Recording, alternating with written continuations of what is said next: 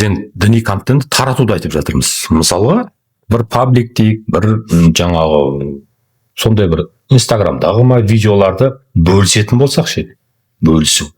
Және бөліспесем де мынау жақсы екен ғой деп террористік, экстремистік бір видеоларға лайк бассам ше.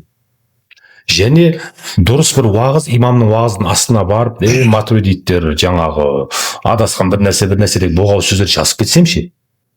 Біріншісіне келетін болсақ, бөлісу дедіңіз ғой. Бөлісу және лайк басу. Әлеуметтік желінің алгоритмінде бөлісу және лайк басу бұлардың барлығы таратуға жатады.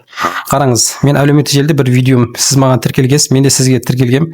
Мен ол видеоны бөлісем, лайк басатын болатын болсам, әлеуметтік желі алгоритмі менің әуелі баста өзімнің аудиторияма сол материалдарды ұсынады. Мен бөлісу арқылы ол сізге де барып жатыр ол видео. Сіз оны көрдіңіз, жүрегіңізді жақын қабылдадыңыз, сіз де оған лайк басыңыз, комментарий жаздыңыз, және де өзіңіздің статусыңызды салдыңыз. Сіздің бұл жасаған іс-әрекетіңіз және де менің жасаған іс-әрекетім қылмыстық жауапкершілікке алып келетін қылмыстық іс болып табылады.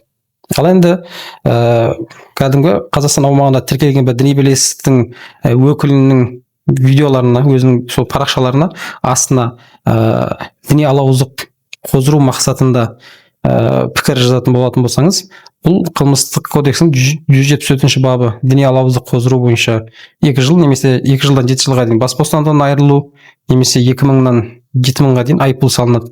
Айлық есептік көрсеткіште.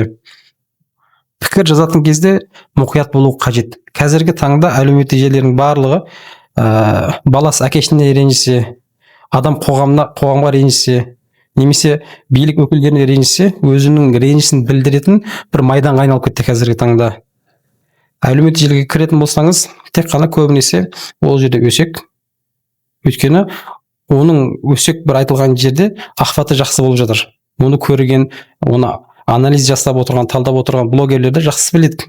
Діни бағытта болсын, басқа бағытта болсын.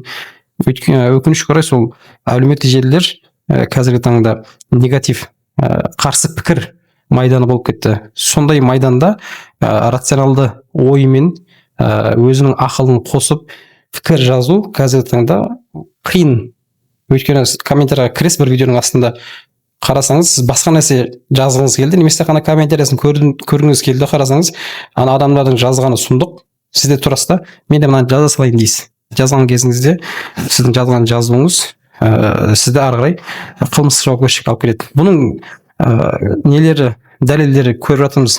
Мысалы, тілге байланысты, ұлттық құндылықтарға байланысты адамдардың түсірген видеолары, жазған пікірлері, қазір не болды? Ол азаматтар барлығы қылмыстық жауапкершілікке тартылды.